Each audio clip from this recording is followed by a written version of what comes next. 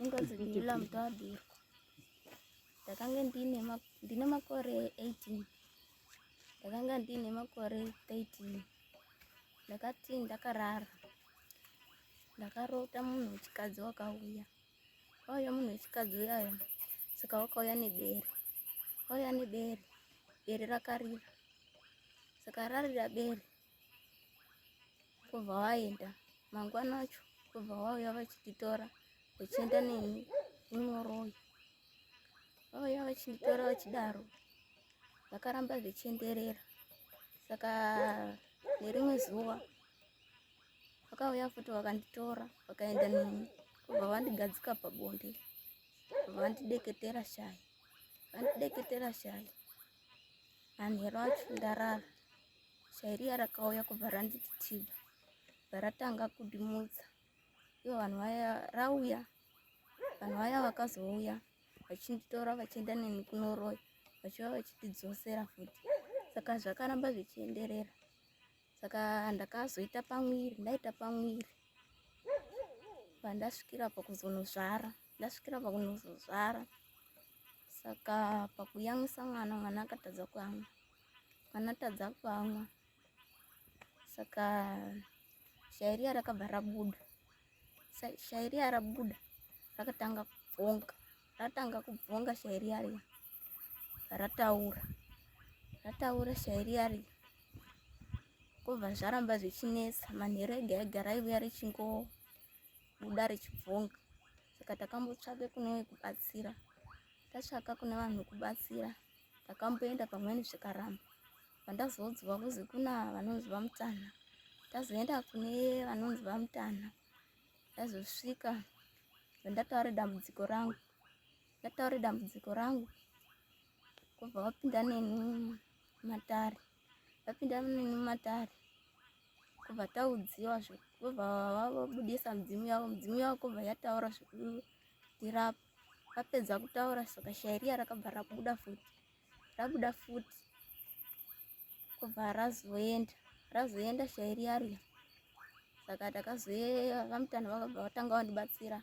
Vabereki ndandinawo. Pendakaita nhumbu pendakazozvara mwana.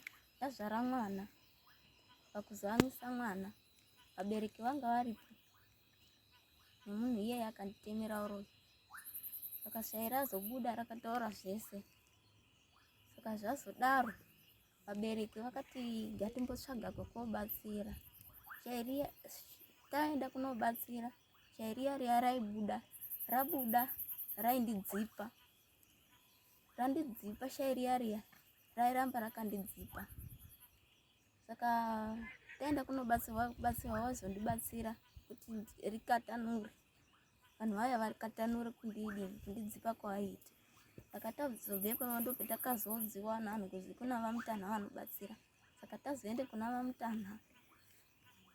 Vakutanga kutibatsira. Shai riya riya raibuda futi richindidzipa. Raiti rikasvika rotanga kubvonga. Vanhu vaya vaiuya. Vakanditemera uroyi. Vakandisira nyora vobva vatanga kundidzipa. Vatanga kundidzipa. Ndochitozwa nesimba rangu kupera. Saka ipapo ndakatanga kungodzikira kusvika ndandaita munhu mudiki chake. Ndapera nekudzipwa kwandaita. Vachinditora vachienda neni kumakuva. Taienda takawanda. Vamwe vaenda nemarusero. Vamwe vaenda kuGadhi Mapere. Pana ndaitoona ndichitoziya kuti uyu ndinhingi uyu ndinhingi uyu ndinhingi. Kubva ikoko tikanga tikazonyanya onana masikati. Vasanditsamwira vaitongondifarira vachindisekerera. Ipapo ndanga ndapedza grade 7. Zvakaitika. Nditori kuholiday ndopendakatanga kutobikirwe porridge rerikweza. Ndabikirwe porridge rerikweza. Vandidaidza kuti tatakawanda. Vati uyai mutore chini porridge. Taende kunotore porridge riyari. Ndapedze kurirya. Saka ndopendakatanga kuone machanges kuti